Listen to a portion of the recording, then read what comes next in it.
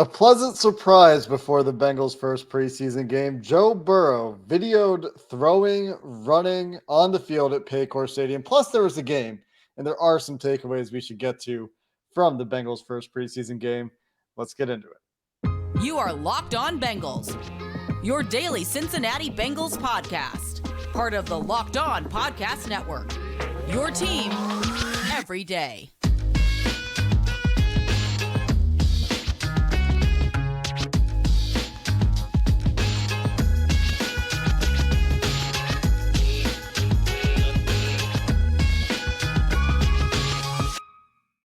What's up, Bengals fans, and welcome to another episode of the Locked On Bengals podcast. I'm your host, Jake Lisco. He's your host, James Rapine. The Bengals have completed their first preseason game, and we'll talk about that. But more importantly, we'll talk about what Joe Burrow did before that preseason game on this episode of the Locked On Bengals podcast that you're listening to on the Locked On Podcast Network, where we cover your team every day.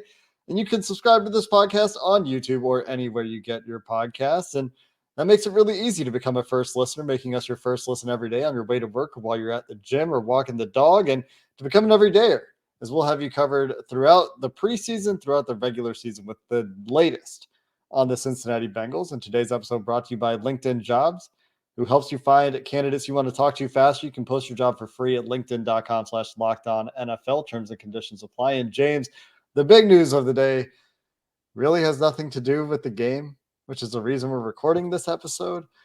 Joe Burrow out on the field at Paycor Stadium, throwing, doing drop backs, running, no sleeve on that leg, no visible issue with that right calf. Incredibly promising for anyone that was concerned with the Jamar Chase quote or this or that or what degree of sprain it was.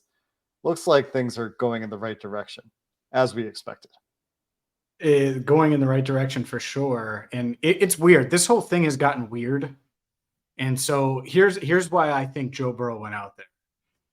He saw the noise, and he'll downplay that, but I think he's aware of it, and they're aware of it, as in players are aware of it. And so the way Jamar Chase's words got twisted by some, and by some, I mean some, and the way Zach Taylor's words earlier this week got twisted, where he gave us no update. We were in there, Jake. Both of us were. He said, yeah, it's several weeks from when I said several weeks. Guess what that means? Absolutely nothing.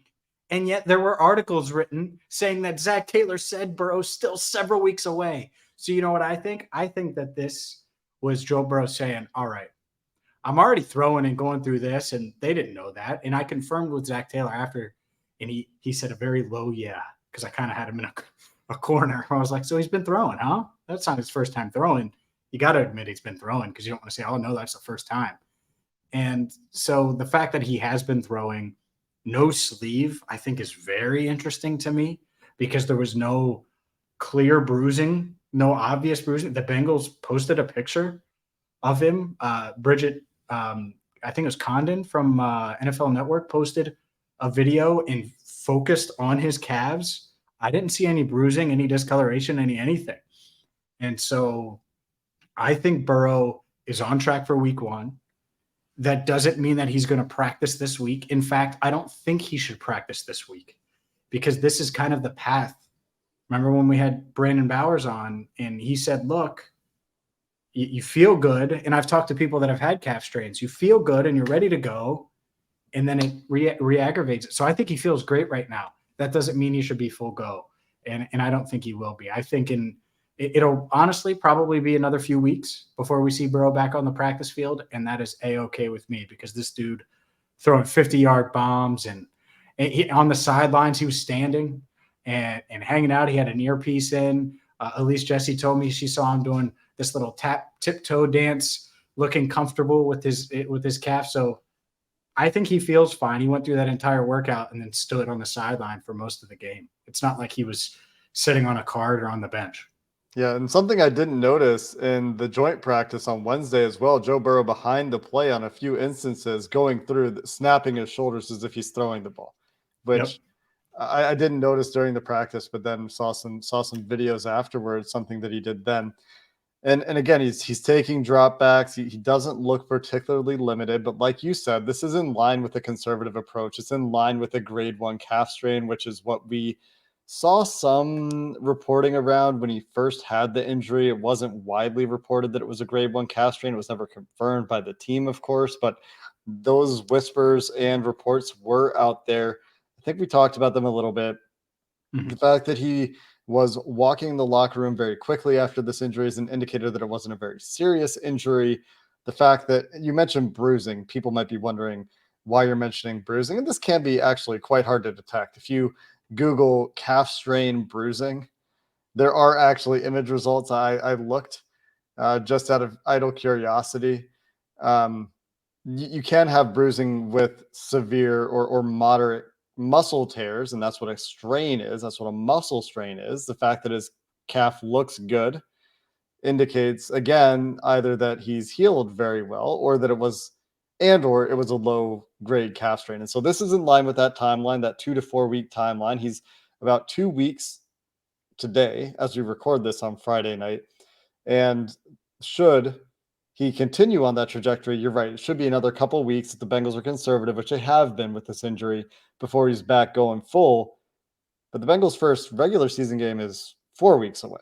So he could very well be back and ready to practice. And I think that's sort of my expectation right now, James, that he will be likely ready to go for practices well ahead of that week 1 game in Cleveland. I think in a perfect world, you would bring him back to practice following the preseason. After the final preseason game is played, you can trot him out there and he can get 2 full weeks of practice. 1 week where he's just getting back into it, and then the next week is a game week. Because obviously he's throwing, and man, if he's throwing and running and doing those things, imagine what we didn't see that he's able to do. Imagine what he would do if he had a sleeve on. Or, I don't know. I wonder why the logic behind not wearing it. I think that's interesting. Doesn't bother me if it doesn't bother the doctors and doesn't bother him. I think I talked to somebody about the sleeve, and the idea there was just to promote heat, to prevent the muscle from cooling off. If you're taking a rest between, if you come off the field, for example, right, you keep the muscle warmed up. Yeah, that makes sense. So that he's going through a workout and that's it. Like, it's going to be a pretty intense workout and then he's done. So that makes sense there. Yeah, I think this is – look, the best news the Bengals could have gotten today was that he goes through this pregame workout in front of everyone. And I really do. I think part of it was, all right, enough speculation. It's time to shut it down. I think it was sending a message without talking, without tweeting, in a very Joe Burrow-like way. I'm going to put on a show, so to speak, and make sure that enough people see it to where everybody sees it and certainly hears what I'm saying. Certainly something that seems to be a lesson. This Bengals team, this Bengals leadership is pretty calculated. And I don't think that this is an exception to that. The last thing that I'll mention about this before we move on to talk about the actual preseason game that occurred, and there are a bunch of interesting things to talk about in this preseason game that occurred.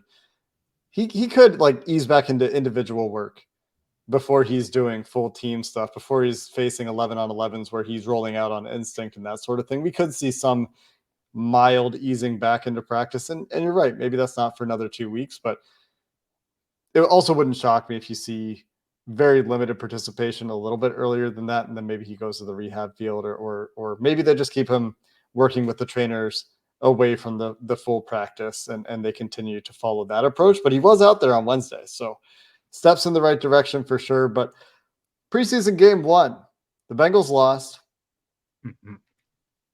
That doesn't matter. We're going to talk about some of the things that did matter in preseason game number 1 against the Green Bay Packers coming up next.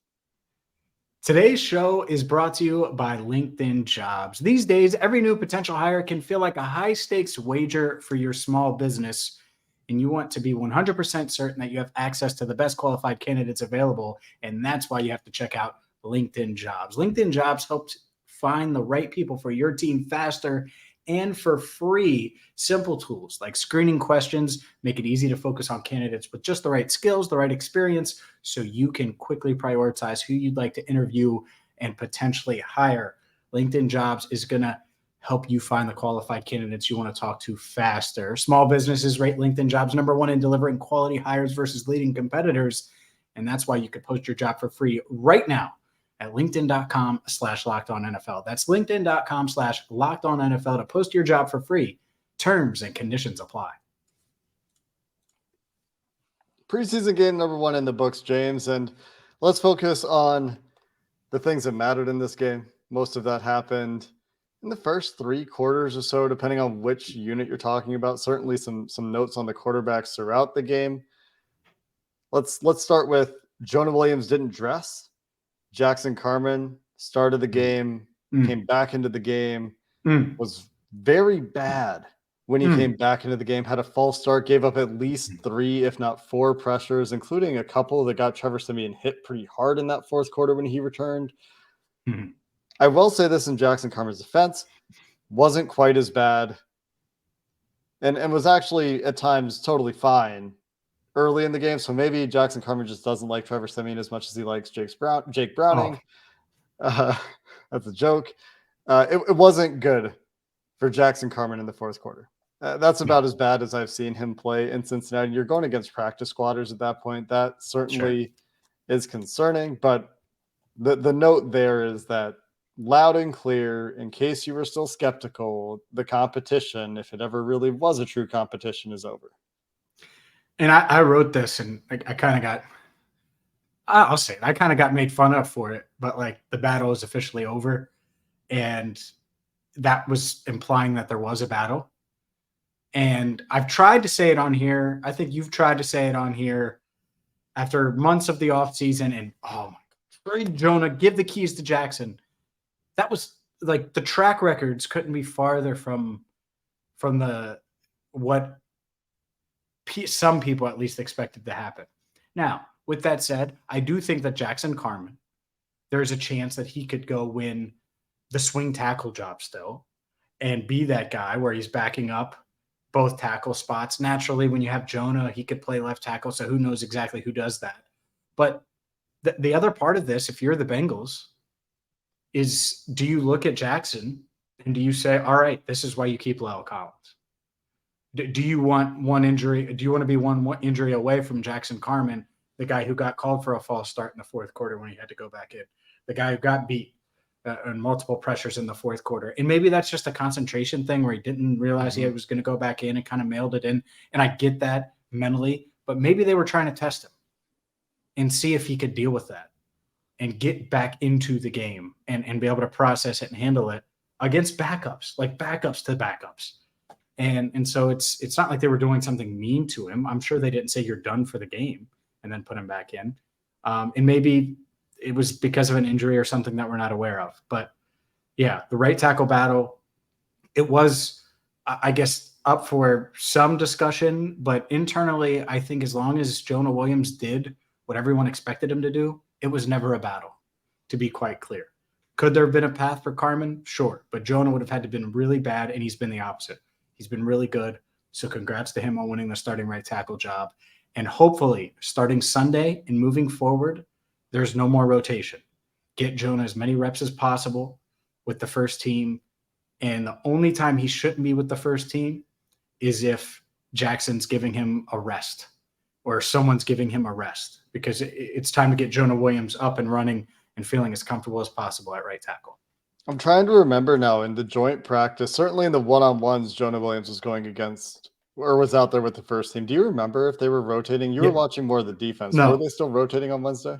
Not when I saw. They were not rotating. It was all Jonah.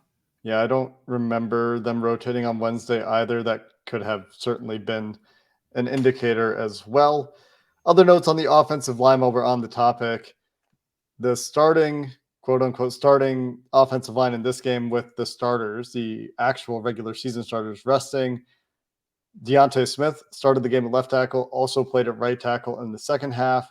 We saw Trey Hill start at center, but he and Max Sharping did both play center and right guard.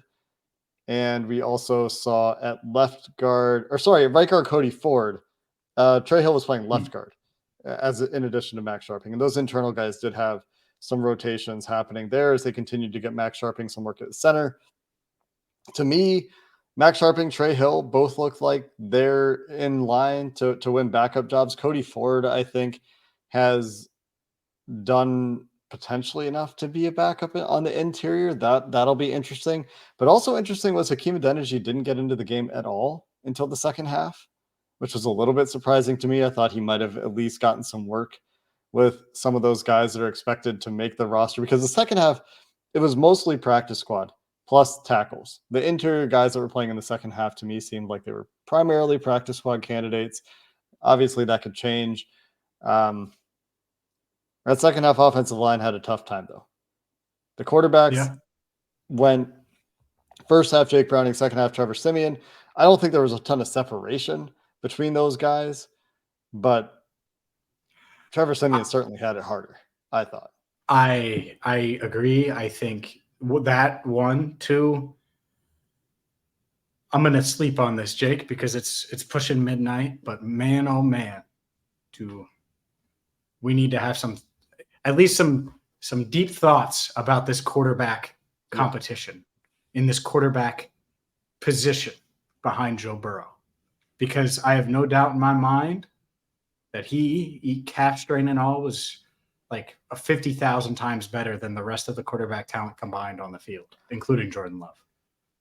It was not the best night. We can dive into the quarterbacks a little bit more if we have to, but suffice it to say that I don't think that any guy really separated himself in the battle there. Hopefully Trevor Siemian gets a chance where he's not getting crushed every play. That was a problem. But let's talk about some positives. On the offensive side of the ball, since that's where we have been, the big standout is Andre Yosevach. Big game for him in terms of targets. He had 4 catches. 50 yards, I think.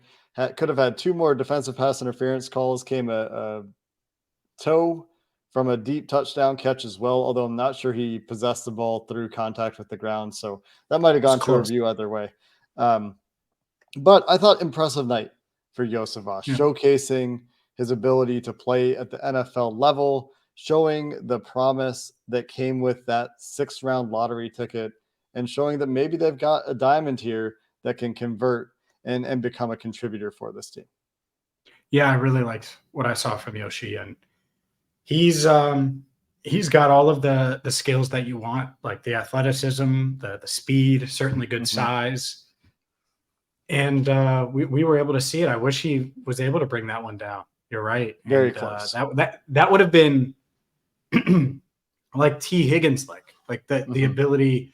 And I'm thinking about some of T. Higgins when he was a rookie, and it's like, oh well, if Yosevach just continues down the path that he's down, he'll be able to make those plays. Not that he's going to be T. Just to be clear, there's just similarities in what they can be as receivers, I think, and as players on the outside. But I was impressed by him. I was impressed by the running backs. From a Chase Brown, made some big plays, made a 21-yard catch, catching the ball. I liked, which obviously you do when it's a catch. Jeez, oh, Pete, you could tell it's late.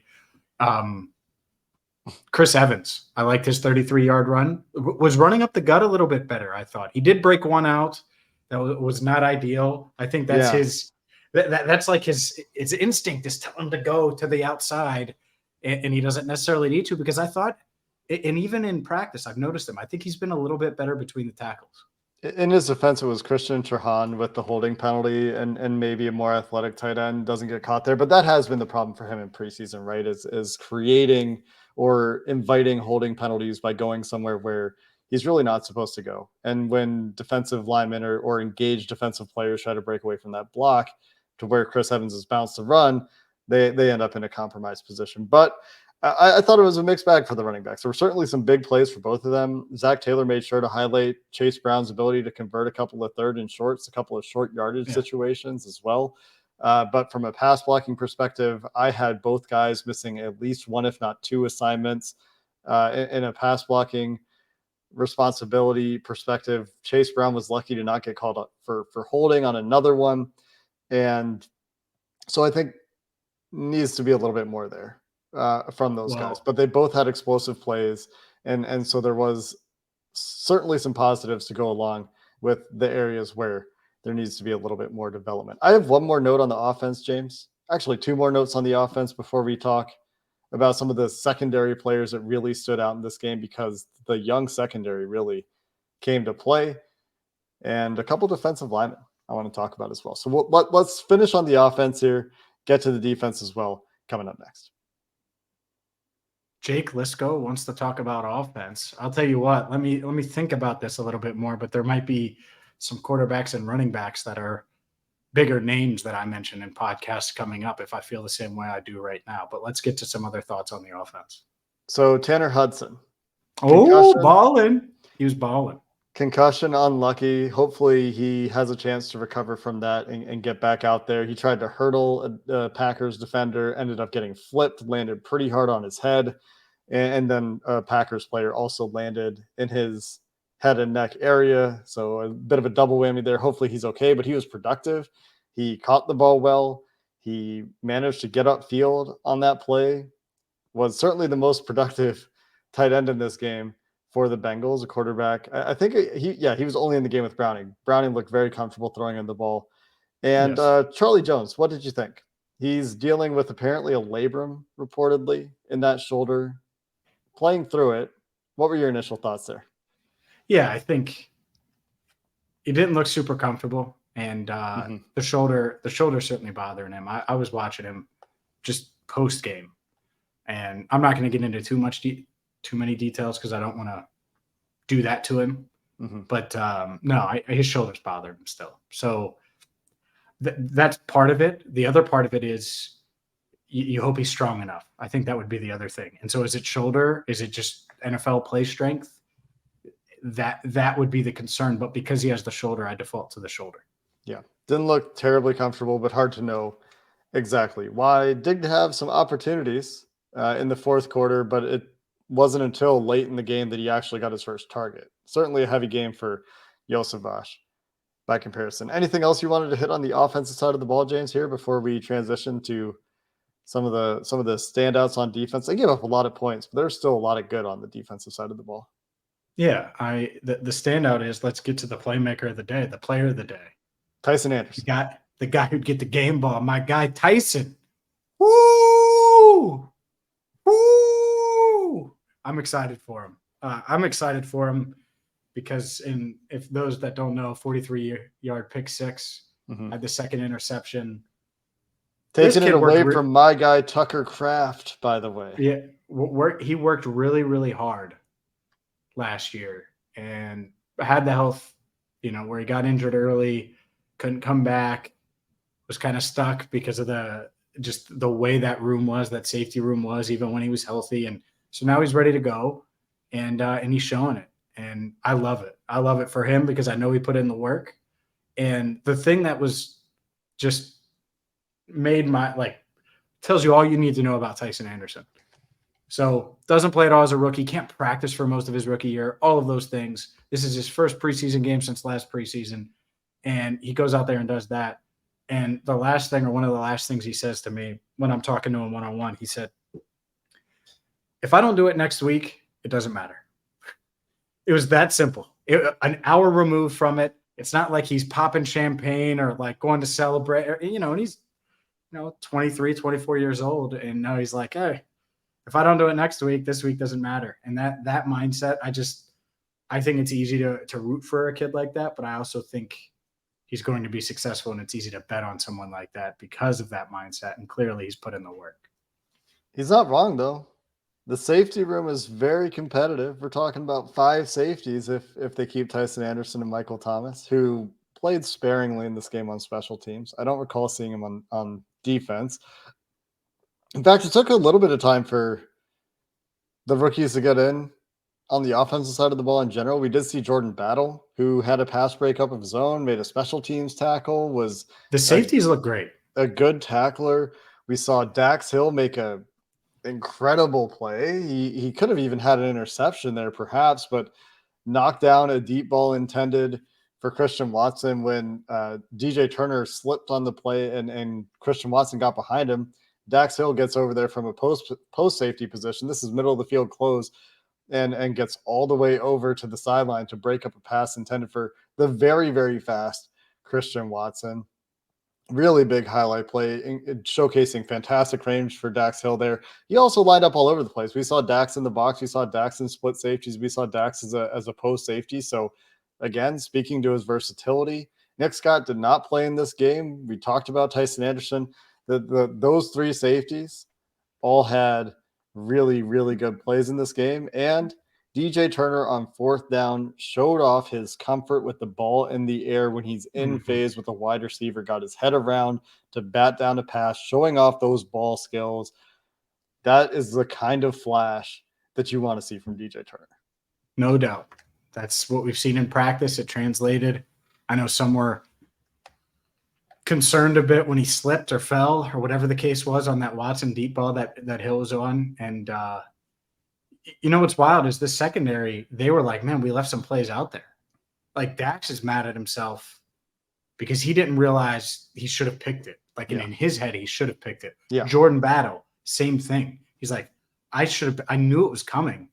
And he basically said, oh, we were running, you'll like this. And I watched the video that I post, Jake, because you'll really enjoy it. But they were in quarters coverage. And he was like, in practice, they ran the corner, but I thought they were going to run the seam, and they got me in practice. But they ran the seam in the game, and he read it perfectly, so he was ready for it. And, man, I thought he should have picked it, too, in real time. And he said it was a little bit of he didn't get both hands out there, and he was just a tad late. But he was kicking himself, too. But I love that all these guys made plays. These are all young guys that are going to be part of this room, probably all either starting or playing significant time and being a significant contributor in one form or another. So for all of them to get off to that type of start at some point in their career, I'm saying. So for them to get off to that type of start, I think was big.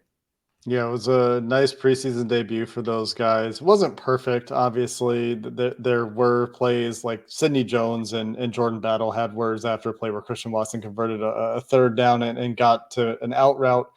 And it seemed like maybe Jordan Battle should have gotten pushed out further to the sideline on that play. Might have even been inverted cover two, not sure. I haven't seen the tape, obviously, on that one, but they were having a conversation after that one. Speaking of Sidney Jones, was on the wrong side of a couple of highlights where he was there at the catch point, tried to play the ball through the hands, and just a couple of highlight catches for Packer receivers. It wasn't anything that Sidney Jones did terribly wrong, just got out-muscled and ended up on the wrong side of a couple of plays there. The touchdown and the third down conversion. Dobbs had the touchdown, 9-yarder. Yep. And just to empty my notebook here, DJ Ivey and Alan George, not perfect in coverage. Certainly both of them gave up catches, but tackled really well. DJ Ivey in particular. And then Jay Tufele, incredible game throughout the game. Dominique Davis, I also want to shout out, wasn't as consistent. Jay Tufele was making plays left and right, but Dominique Davis was instrumental in Tycen Anderson getting that pick six because he won immediately and forced that throw out quickly. And as Tycen Anderson said in the locker room after the game, you got to give credit to the pressure sometimes for not giving the quarterback time to make accurate reads. So I think that's everything I've got. Anything you wanted to add, James? Oh, yeah. My guy's still Money. For those wondering about Money Mac. Money Mac is on the attack. That 51-yarder was good from how long, James?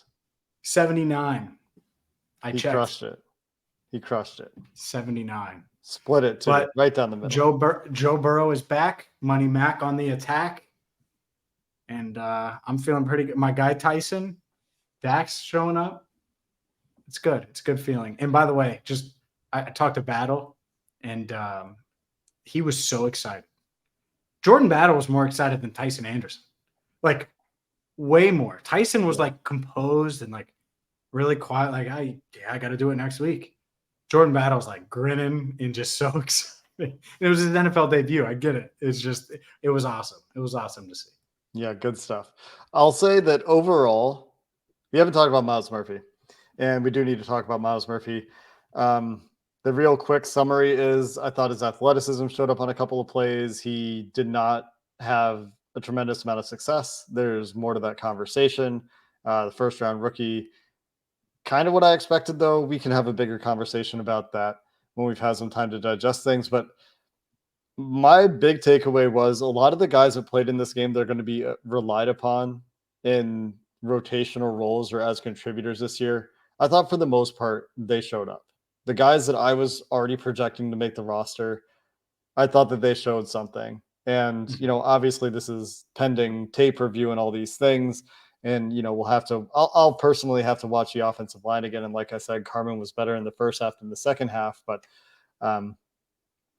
there's certainly a lot of encouraging signs in a lopsided preseason loss, because to me, a lot of the guys, like I said, that I think are going to be parts of this team in 2023 all showed things that you're looking for in a preseason game.